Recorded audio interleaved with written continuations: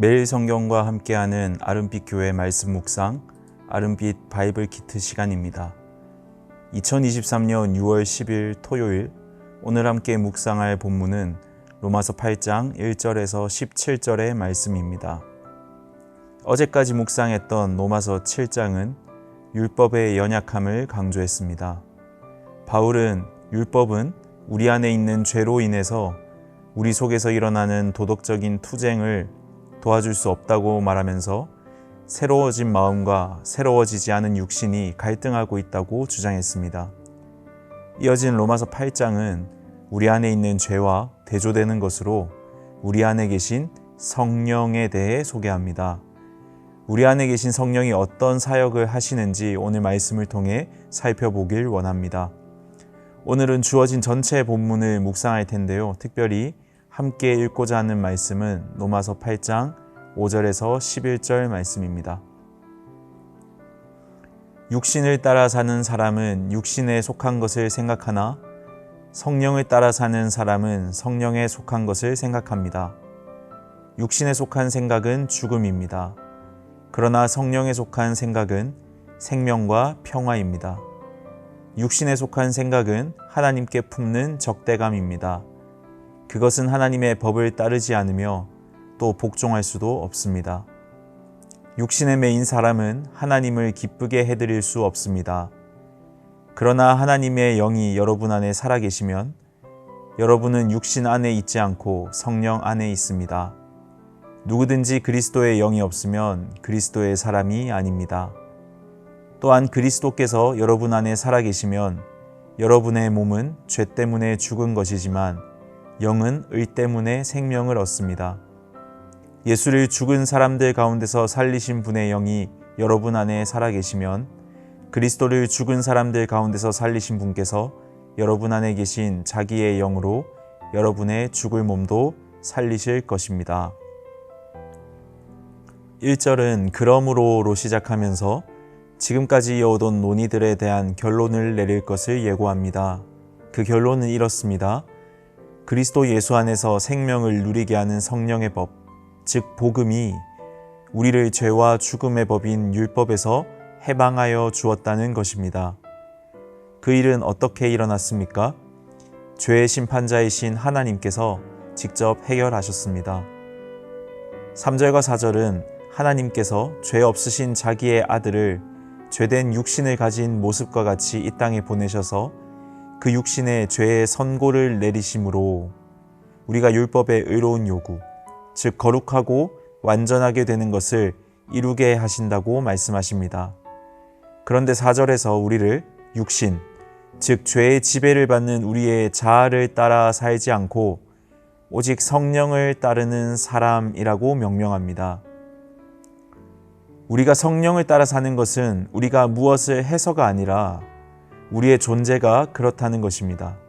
그래서 5절에서 성령을 따라 사는 사람은 성령에 속한 것을 생각한다는 것은 그들이 성령에 속한 것을 생각하기에 성령을 따르는 사람이 된 게 아니라 오히려 그 반대로 성령을 따르는 사람이기 때문에 성령에 속한 것을 생각한다는 것입니다.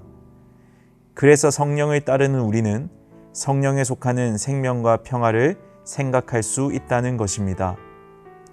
9절에서 바울은 다시 한번 이것을 확신시킵니다.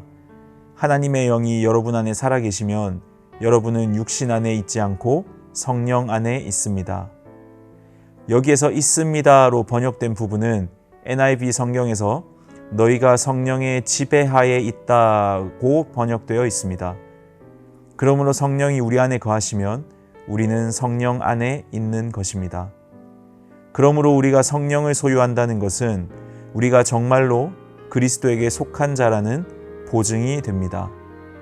이뿐 아닙니다. 바울은 15, 16절에서 성령께서는 우리가 하나님의 아들임을 계속해서 증거하며 우리가 다시는 죄의 종이 될 수 없음을 확증시켜 준다고 주장합니다.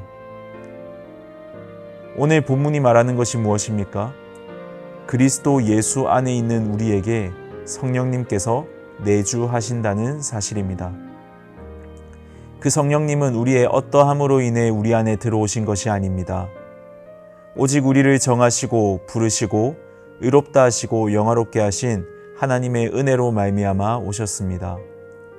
그리고 내 안에 계신 성령님은 우리를 율법의 속박에서 자유롭게 하시고 우리가 율법의 의로운 요구를 이룰 수 있게 하셨습니다.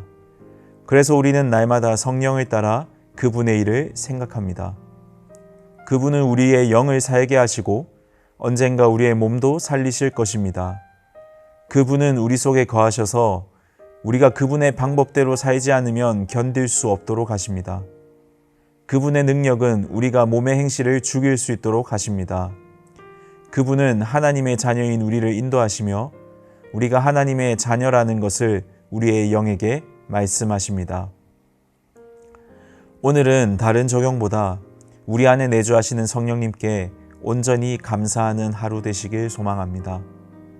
우리의 죽어 마땅한 인생 가운데 친히 찾아오신 성령님, 그리고 우리의 죄의 흔적으로 인해 우리 스스로 우리를 정죄하는 불안 가운데 있을 때에도 너는 나의 아들이다 라고 말씀하시며 우리 영혼의 절대적인 안정과 평안을 누리게 하신 그분, 우리가 육신의 소욕을 따를 때에도 넌 절대 죄의 종이 될 수 없다고 말씀하시며 우리의 마음을 다시 주께로 돌이키시는 그분을 깊이 묵상하시고 깊이 감사하시는 하루 되시길 소망합니다. 기도하겠습니다. 오호라 나는 공고한 사람이로다. 이 사망의 몸에서 누가 나를 건져내랴. 이 빠져나갈 수 없는 인간의 한탄과 좌절 가운데 찾아오신 그리스도, 그리고 우리 속에 강권적으로 거하시며 우리가 하나님의 자녀임을 증언하시는 성령님, 그 은혜와 사랑에 감사드립니다. 우리 속에 있는 죄의 흔적으로 인해 우리가 좌절하고 넘어질 때에도 일으키시며 위로하시는 성령님, 우리에게 하나님의 자녀라는 정체성을 매 순간 일깨워 주시는 그 탄식하심에 예민하게 반응하는 우리가 되기 원합니다. 하나님께서 원하시는 삶을 살아갈 수 있는 원동력을 주시고 늘 변함없이 우리를 도우시는 성령의 주권적이고 강권적인 은혜에 늘 감사하는 우리 모두가 되게 하여 주시옵소서. 우리 아름빛 교회 성도들을 위해 기도합니다. 삶과 어려움과 고통 가운데에서도 우리의 영혼의 절대적인 안전이 오직 주님께 있음을 기억하게 하시는 성령을 의식하고 순종할 수 있는 믿음을 허락하여 주시옵소서. 그래서 오직 예수님께 삶을 의탁하고 주님께 붙어 있는 것을, 또 주님의 말씀이 비추는 곳으로 따라가는 것을 인생의 최우선 가치로 여기게 하시고, 그럴 때 누리는 성령의 보호와 인도하심을 경험하는, 그리고 그것으로 매일의 감사와 찬양의 제목을 삼는 우리 성도들 되게 하여 주시옵소서. 예수님의 이름으로 기도드립니다. 아멘.